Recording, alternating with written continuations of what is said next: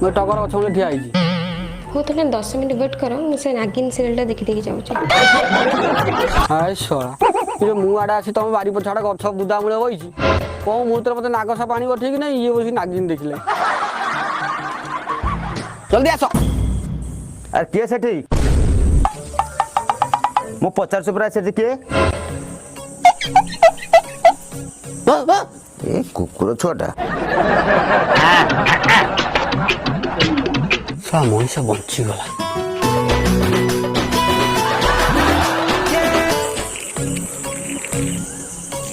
ଆରେ ଆରେ ବିଜୁଳି ନାହିଁ ନା ଘଡ଼ଘଡ଼ି ନାହିଁ, ଅବେଳାଟାରେ ବର୍ଷା କୋଉଠୁ ପଡୁଛି? ବର୍ଷା କାଇଁ ନାହିଁ ତ?